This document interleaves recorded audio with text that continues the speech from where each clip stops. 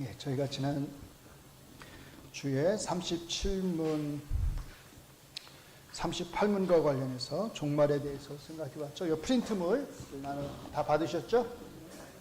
오늘 이제 제 37문을 좀 다루도록 하겠습니다. 지난주보다는 조금 양이 많긴 한데요. 제 1페이지부터 제가 읽도록 하겠습니다. 자, 지난주에 종말이라고 하는 단어의 의미에 대해서 생각해 보았습니다. 성경적 의미에서의 종말은 크게 두 가지입니다. 첫째는 뭐라고요? 신약시대 전체를 가리켜서 종말이라고 말합니다. 이것은 이스라엘 백성이 기대하던 그 종말이 그리스도이신 예수님으로 인해서 이미 임했기 때문입니다.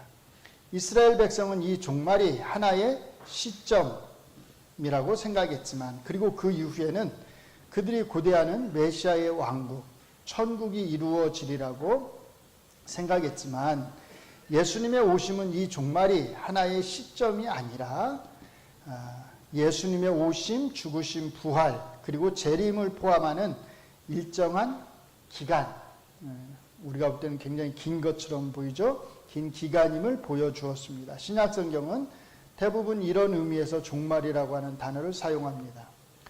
두 번째, 일정한 기간에 해당하는 이 종말의 끝, 종말의 종말이라고도 할 수 있겠죠. 끝을 가리킵니다. 이것이 어쩌면 이제 이스라엘 백성이 생각했던 의미의 종말일 수 있습니다. 왜냐하면 이때 예수님이 이제 다시 이 땅에 임하시고, 그때 모든 죽은 자들의 부활이 있을 것이며, 산자들의 변화와 함께 이 땅의 온전한 의미의 천국이 이 땅에서 이루어질 것이기 때문입니다. 지난주에 말씀을 드렸듯이 소요리 문답 제37문은 성경적인 의미에서의 종말이 아니라 개인적인 죽음의 의미에서의 종말을 가르쳐 줍니다. 각각의 성도가 죽은 후에 어떻게 되는지를 말해 줍니다. 소요리 문답 제37문에서 죽음 이후에 신자가 어떠한 상태에 있는지에 대해서 다음과 같이 설명을 합니다. 영혼의 상태와 육체의 상태로 구분해서 두 가지로 설명합니다. 잠깐 제일 위에 한번 읽고 가시죠. 제37문, 제가 문을 읽고 여러분이 답을 읽겠습니다. 신자들은 죽을 때 그리스도로부터 어떤 유익을 얻습니까?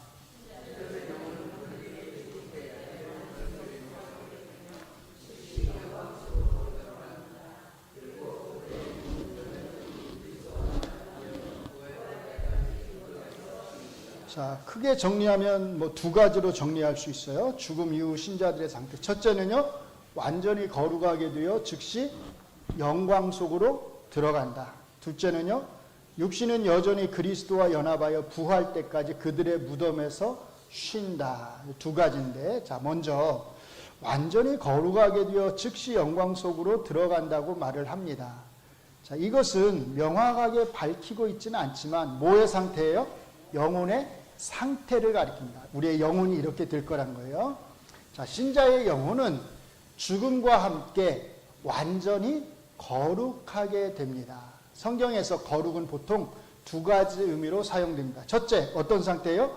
죄가 전혀 없는 온전한 상태를 가리킵니다. 이런 의미에서의 거룩은 하나님에게만 속한 것입니다. 둘째, 죄가 있지만 하나님에게로 구별되어 있다는 의미에서의 거룩을 가리킵니다. 출애굽기 19장 6절에서 하나님이 이스라엘을 향해서 같이 읽습니다. 너희가 내게 대하여 제사장 나라가 되며 거룩한 백성이 되리라 라고 말씀하셨을 때, 여기서 거룩한 백성이란 죄가 전혀 없는 백성을 의미하는 게 아니라 다른 모든 이방 나라와 구별되어 있다는 의미에서의 거룩한 백성이란 뜻입니다. 이렇게 이 땅에서 하나님이 택하신 사람들은 구별되어 있다는 의미에서 어떡한 거예요? 거룩하다고 말할 수 있습니다. 그러나 소요리 문답에서 영혼이 완전히 거룩하게 되어라고 할 때 그 의미는 사실은 첫 번째 의미에 가깝다고 할 수 있습니다. 물론 우리가 하나님처럼 거룩하지는 않겠죠. 죽음 이후 신자의 상태는 죄가 없는 상태이며, 그렇기 때문에 어떻게 되는 거예요? 즉시 영광 속으로 들어간다고 말할 수 있는 것입니다. 자, 그러면 여기에서 왜 즉시라고 하는 표현이 들어갔을까요? 이게 다 의미가 있으니까 이제 이런 표현들을 넣었다는 거예요. 자, 이것도 중요한 의미가 있습니다. 이것은 가톨릭의 연옥을 염두에 둔 표현입니다. 가톨릭에서는 성도가 죽은 후에 즉시 영광 속으로 들어가는 것이 아니라 어딜 거쳐서요? 연옥을 거쳐야 한다고 말하기 때문입니다. 그러나 소요리 문답은 즉시라고 하는 표현을 넣음으로써 가톨릭의 연옥 교리가 잘못된 것임을 분명히 하는 것입니다. 자, 그러면 영광 속으로 들어간다라고 하는 말은 무슨 의미일까요? 소요리 문답은 이것의 의미를 명확하게 규정하고 있지 않습니다. 아마도 소요리 문답이 어린 아이들을 대상으로 한 교리 문답이기에 이렇게 표현한 것이 아닐까 싶습니다. 자, 그러므로 이것에 이 영광 속으로 들어간다고 하는 말의 의미를 명확히 알기 위해서는 어른들을 대상으로 한 교리 문답인 대요리 문답의 도움을 받아야 합니다. 대요리 문답도 그렇고 사실 웨스트민스터 신앙고백도 마찬가지예요. 대요리 문답 역시 소요리 문답과 동일하게 질문과 답변의 형식을 취하고 있으며 그 구조와 내용에 있어서도 비슷하다고 할 수 있습니다. 그래서 대요리 문답 제86문은 죽음 이후와 관련해서 이렇게 질문하고 답을 합니다. 대요리 문답, 제가 문을 하고 여러분이 답을 하겠습니다. 비가시적인, 즉 눈에 보이지 않는 교회의 지체들이 죽음 이후에 즉시 그리스도와 누리게 되는 영광 속에서의 교통은 무엇입니까? 답. 죽음 이후에 즉시 그리스도와 누리게 되는 영광 속에서의 교통은 그들의 영혼이 완전히 거룩하게 되어서 가장 높은 하늘로 받아들여지게 되는 것인데, 이 하늘에서 그들은 빛과 영광 속에서 하나님의 얼굴을 배우며 그들의 몸의 완전한 구속을 기다릴 것입니다. 죽음에서까지도 그들의 몸은 그리스도와 계속해서 연합되어서 마치 그들의 침상에서처럼 그들의 무덤에서 마지막 날에 그들의 몸이 다시 그들의 영혼과 연합될 때까지 쉬기 때문입니다. 자, 잘 보시면 소요리 문답하고 잘 비교를 해보시면 대요리 문답은 특별히 죽음 이후 영혼의 상태에 대해서 훨씬 더 자세하게 설명해 놓은 것을 알 수 있습니다. 소요리 문답은 그 영혼이 이런 표현이 생략됐는데 여기서는 이제 그들의 영혼이 여기 이제 명확하게 들어가 있죠. 자, 첫째, 완전히 거룩하게 됩니다. 그래서 그들의 영혼이 완전히 거룩하게 되어서 이렇게 말하잖아요. 그래서 소요리 문답하고 같아요. 틀리지 않습니다. 자, 둘째, 어떻게 되는 거예요? 가장 높은 하늘로 받아들여집니다. 이걸 잘 기억하셔야 돼요. 자, 소요리 문답은 아까 뭐라고 그랬죠? 영광 속으로 들어간다. 이렇게 표현을 했어요. 영광 속으로 들어간다. 이것을 대요리 문답은 더 정확하게 가장 높은 하늘로 들어간다. 이렇게 표현을 한 거예요. 자, 이것은 바울 사도께서 고린도후서 12장 2절에서 하신 말씀 같이 읽습니다. 내가 그리스도 안에 있는 한 사람을 아노니 그는 14년 전에 어디로요? 셋째 하늘로 이끌려 간 자라 라고 하는 말씀을 염두에 둔 표현입니다. 자, 신약시대의 성도들은 하늘이 몇 개 층이요? 세 개의 층, 그래서 3층 천 이렇게 우리가 말하는 거예요. 세 개의 층으로 되어 있다고 생각했습니다. 첫째는 우리가 일반적으로 말하는 하늘로서 영어의 heaven보다는 sky 개념에 사실은 가깝습니다. 둘째는요, 물로 가득한 하늘입니다. 이 sky 위에 이제 물로 가득한 또 하늘이 있다는 거예요. 이렇게 우리가 말하는 물리적 하늘 위에 또 하나의 하늘, 즉 물이 가득한 하늘이 있었기 때문에 제일 아래층의 하늘, 스카이가 열리게 되면 그 위에 있던 물이 어떻게 되는 거예요? 아래로 쏟아지는 거죠. 그러면 뭐가 오는 거예요? 비가 오는 거죠. 비가 온다고 생각을 했습니다.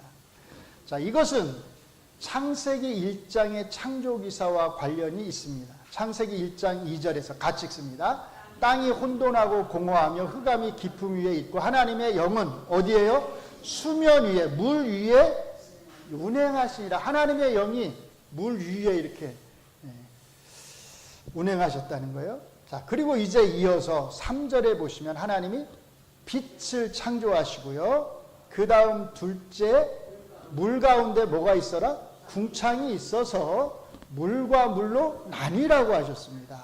즉 윗물과 아랫물 사이에 뭐가 있는 거예요? 궁창이 있게 하셨습니다. 그리고 이 궁창을 뭐라고 불렀어요? 하늘이라고 불렀습니다. 이게 우리가 이제 흔히 말하는 하늘인 거죠. 사실은 스카이에 가깝다고 그랬죠. 그러므로 하늘이라고 하는 이 궁창의 위에는 뭐가 있는 거예요? 그렇죠. 물이 있는 거죠. 물이 가득한 거예요. 이렇게 물이 가득한 하늘을 둘째 하늘로 생각하는 것입니다. 그럼 아래에 있는 물은 다 어떻게 됐죠?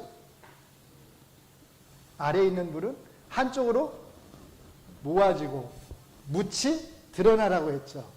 그러니까 아래에 있는 물들은 주로 이제 바다를 형성하게 되겠죠. 그렇죠? 위에 있는 물은 이제 궁창 위에 있는 물을 그대로 있는 것이고요. 자, 그런데 2절에서 하나님의 영은 수면 위에 운행하신다고 했습니다. 그러므로 하나님은 윗물보다 어디예요? 더 위에, 즉 셋째 하늘에 계시다고 생각하는 것입니다. 굉장히 성경적으로 생각을 하는 거예요. 앞에 이제 논리적으로.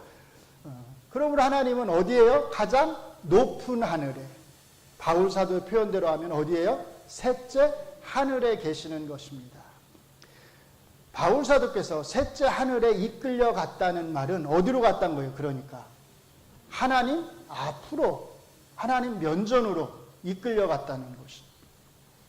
하나님이 계시는 장소로서의 하늘, 더 정확하게 말하면 셋째 하늘을 가리켜서 대요리 문답은 The highest heavens, 가장 높은 하늘, 이렇게 표현을 한 것입니다. 그러니까 그러므로 대요리 문답은 성도가 죽은 후에 즉시 거룩하게 되어서, 거룩하지 않으면 하나님 면전으로 못 가겠죠. 즉시 거룩하게 되어서 하나님이 계시는 어디로요?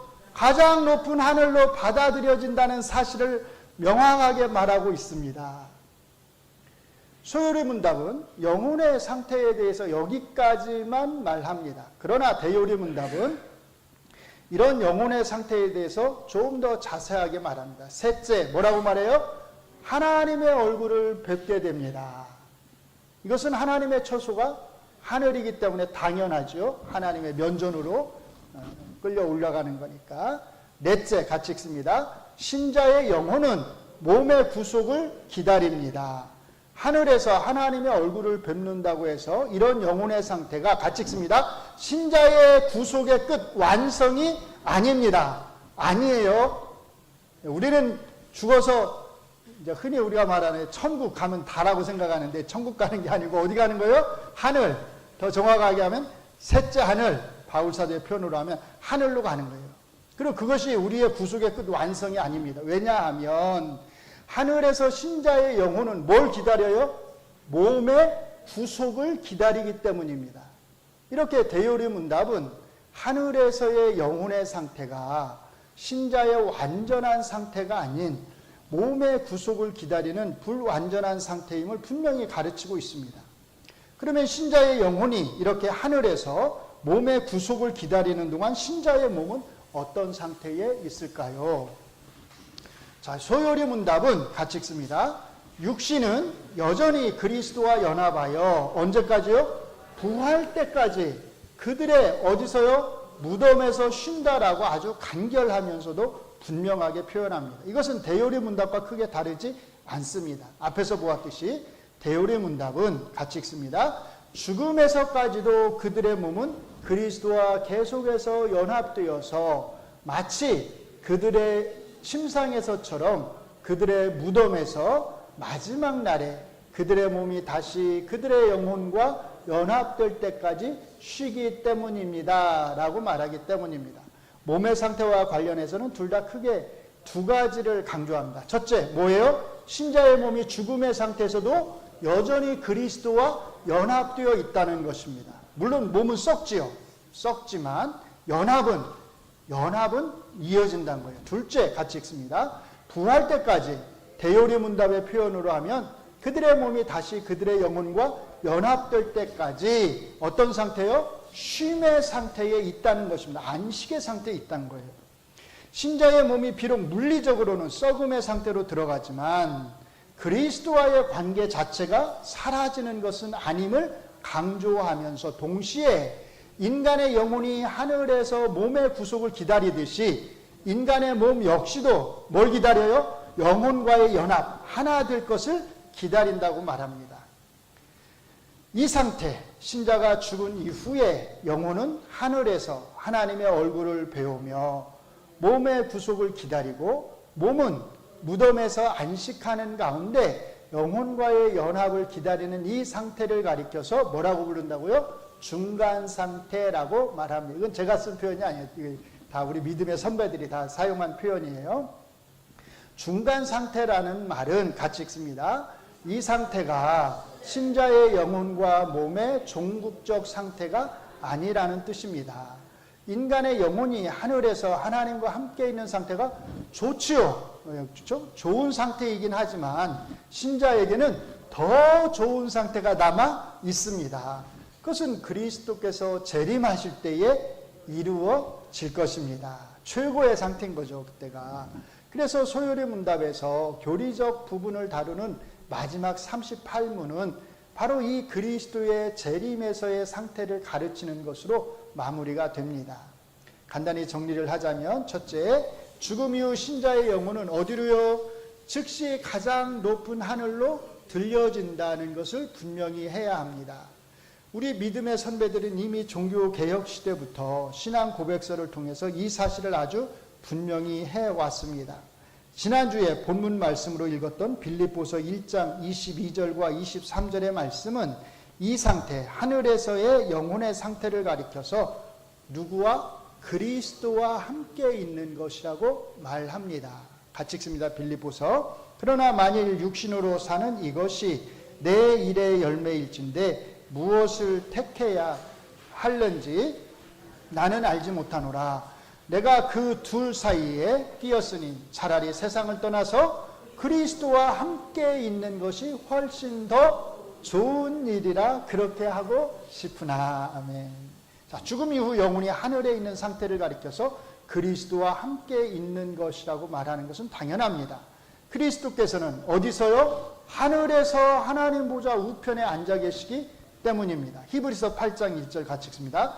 지금 우리가 하는 말의 요점은 이러한 대제사장이 우리에게 있다는 것이라. 그가 하늘에서 지극히 크신 이의 보좌 우편에 앉으셨으니. 놀라운 사실이 있습니다. 오늘 본문은 하나님이 예수님만 죽은 자 가운데서 살리셔서 하늘에 앉히신 것이 아니라고 말한다는 겁니다. 오늘 본문은 하나님이 예수님과 함께 우리를 살리셔서 함께 하늘에 앉히셨다고 말합니다. 같이 읽습니다. 그의 능력이 그리스도 안에서 역사하사 죽은 자들 가운데서 다시 살리시고 하늘에서 자기의 오른편에 앉히사 허물로 죽은 우리를 그리스도와 함께 살리셨고 너희는 은혜로 구원을 받은 것이라. 또 함께 일으키사 그리스도 예수 안에서 함께 어디에요? 하늘에 앉히시니. 그러니까 우리는 이미 어디에 앉아 있는 거예요? 하늘에 앉아 있다는 거예요. 하늘에. 왜? 거기 그리스도께서 거기 계시니까. 물론 이것은 문자 그대로 우리의 육체적 상태를 말하는 것은 아닙니다. 예수님을 믿음으로 인해서 변화된 우리의 영적 상태를 가리키는 것입니다. 그러나 동시에 이것은 우리가 같이 읽습니다. 죽은 이후에 누리게 될 영광을 이미 여기 이 땅에서 어떻게 해요? 미리 맛보고 있음을 가르쳐 주는 것입니다. 그냥 하는 소리가 아니에요. 이렇게 이 땅에서의 신자의 삶은 예수님으로 인해서 모든 면에서 이미와 아직의 긴장 속에 놓여 있습니다. 자, 죽음 이후 신자가 하늘에서 그리스도와 함께 있는 상태를 가리켜서 성경은 때로 무슨 상태요? 낙원의 상태라고도 말합니다. 같이 읽습니다. 예수께서 이르시되 내가 진실로 내게 이르노니 오늘 내가 나와 함께 낙원에 있으리라 하시니라. 예수님이 어디서 하신 말씀이에요? 십자가 위에서. 그렇죠? 숨을 거두시기 전에 강도에게 하신 말씀입니다. 자, 고린도후서 12장 2절부터 4절을 같이 읽습니다. 내가 그리스도 안에 있는 한 사람을 아노니 그는 14년 전에 셋째 하늘에 이끌려 간 자라. 그가 몸 안에 있었는지 몸 밖에 있었는지 나는 모르거니와 하나님은 아시느니라. 내가 이런 사람을 아노니 그가 몸 안에 있었는지 몸 밖에 있었는지 나는 모르거니와 하나님은 아시느니라. 그가 어디로요? 낙원으로 이끌려가서 말로 표현할 수 없는 말을 들었으니 사람이 가히 이르지 못할 말이로다. 내뱉지 못할 말이란 거예요. 자, 여기 잘 보세요. 여기에서 셋째 하늘로, 2절에서는 셋째 하늘로 이끌려갔다고 그랬죠. 그런데 4절에서는 뭐라고 그래요? 낙원으로 이끌려갔다고 말을 해요. 그렇죠? 그러니까 셋째 하늘과 낙원이 어떻단 거예요? 같은 의미로 쓰인 것을 우리가 알 수 있는 거죠. 이상에서와 같이 하나님이 계시는 처소로서의 가장 높은 하늘과 낙원은 둘 다 신자가 죽은 이후에 가게 되는 장소의 개념으로 사용하고 있으며, 그리스도와 함께 있는 것은 하늘 또는 낙원에서의 신자의 상태를 가리키는 표현입니다. 그러므로 우리는 어떤 신자가 죽었을 때에 우리 믿음의 선배들이 가르쳐 준 대로 성경의 용법에 따라서 어떻게 써야 돼요? 그의 영혼이 어디로? 하늘로 받아들여진다거나 그리스도와 함께 있게 된다거나 낙원에 있게 된다고 표현하는 것이 좋습니다. 이 상태는 우리 믿는 자들에게 분명 이 땅에서의 상태보다 더 좋은 상태임에 틀림없습니다. 그러나 반드시 기억해야 할 것은 이것은 중간 상태이며 아직 최고의 상태가 아니라는 것입니다. 더 나은, 더 영광스러운 상태가 우리를 기다리고 있기 때문입니다. 아멘. 예. 소요리 문답 제38문이 우리에게 이것을 가르쳐 줄 것입니다. 그래서 다음 시간에는 훨씬 더 이상 좋을 수 없는 영광스러운 상태에 대해서 우리가 또 함께 생각해 보도록 하겠습니다. 자, 그러니까 우리가 언어 표현을 잘 해야 된다고 제가 늘 말씀드리죠. 죽으면 어디로 간다? 하늘로 간다. 이렇게 우리가 표현하는 것이 좋습니다. 기도하겠습니다. 하나님 감사합니다. 이 땅에서의 삶이 끝이 아니고 우리에게 더 좋은 상태의 삶이 있음을 믿습니다.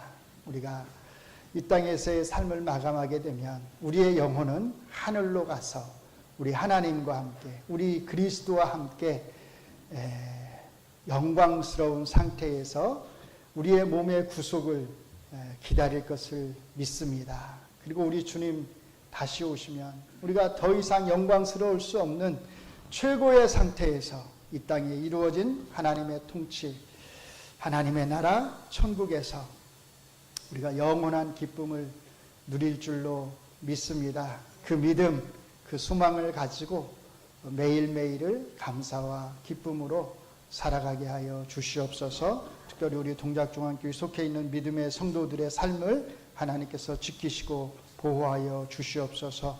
무더운 여름입니다. 건강 해치지 않도록 하나님께서 끝까지 살펴 주시옵소서. 예수님 이름으로 기도합니다. 아멘.